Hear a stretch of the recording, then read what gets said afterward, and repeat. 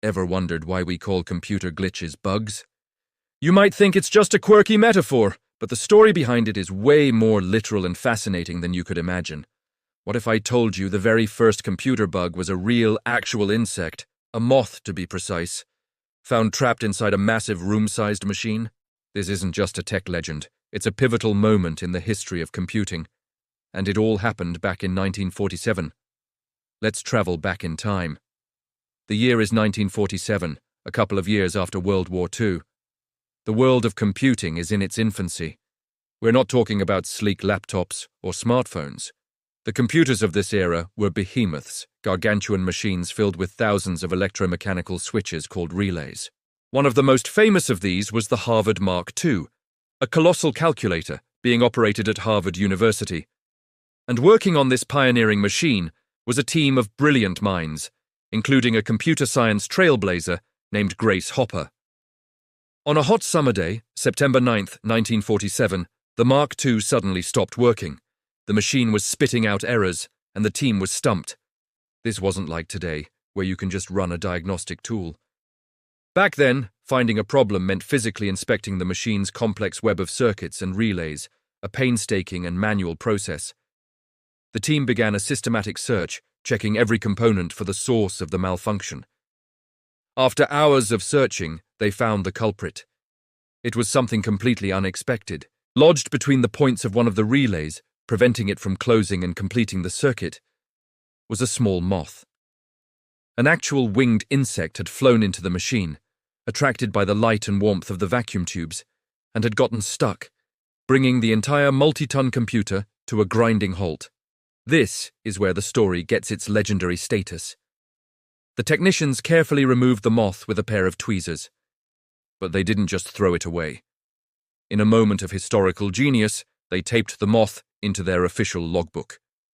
Next to the tiny insect, they wrote the now famous words, "First actual case of bug being found." This logbook, with the moth still taped to the page, is now a prized exhibit at the Smithsonian National Museum of American History, a tangible piece of computing's origin story. Now, it's important to clarify something. The term bug wasn't entirely new. For decades, engineers, including Thomas Edison, had used the word to describe small, mysterious flaws or difficulties in mechanical systems. It was an old-school engineering slang for a problem that was hard to pin down.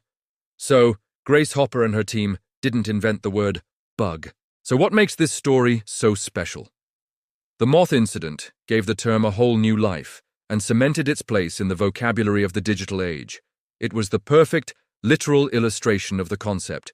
It was so memorable, so tangible, that the story spread like wildfire throughout the nascent computer science community. Programmers and engineers loved it. It was a funny, relatable anecdote that captured the frustrating yet sometimes comical nature of their work. From that day forward, when a program didn't work, developers would say they were debugging the system. The term went from being a niche engineering slang to the standard universal term for finding and fixing errors in code.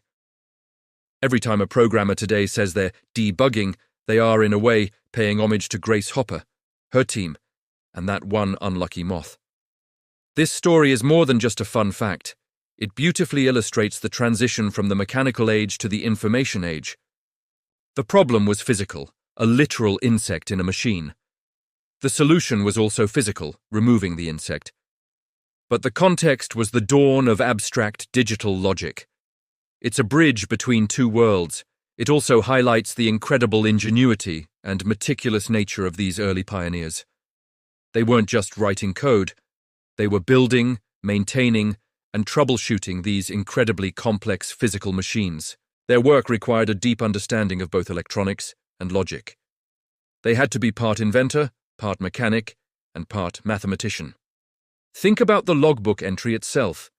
The fact that they took the time to document it so precisely, with a touch of humor, speaks volumes about the culture of scientific curiosity and record-keeping that they fostered. They knew they were working on something revolutionary, and they understood the importance of documenting their journey, even the bizarre and unexpected parts of it. Today, our bugs are infinitely more complex. They're not moths, but subtle errors in millions of lines of code, logical fallacies, or security vulnerabilities hidden deep within software. The process of debugging has evolved dramatically with sophisticated tools, automated testing, and collaborative platforms. Yet, the fundamental principle remains the same. It's about problem solving. It's about a systematic, patient search for a flaw, however small, that is causing a system to fail. The story of the first bug reminds us that, at its core, technology is a human endeavor. It's built by people, it's broken by unexpected factors, and it's fixed by human ingenuity and persistence. That little moth from 1947 represents every frustrating error message, every crashed program, and every late-night coding session spent hunting for a single misplaced semicolon. It's a symbol of the never-ending challenge of making our complex systems work as intended, but it's also a symbol of the satisfaction and triumph of finding the solution. Every time you update an app on your phone to get the latest bug fixes, you're participating in a tradition that started over 75 years ago, with a team of brilliant scientists and one very famous moth. So, the next time your computer freezes or an app crashes, take a moment. Before you get too frustrated, remember Grace Hopper and the Mark II. Remember that for all our incredible technological advancement, we're still just debugging, chasing down the bugs, whether they're literal insects or figurative glitches in the code. It's a timeless part of the human quest to build and understand the world around us. And that's a pretty amazing legacy for one little moth. Thanks for watching, and if you found this story as fascinating as I do, don't forget to like, subscribe, and hit that notification bell for more dives into the secret history of technology. See you in the next one.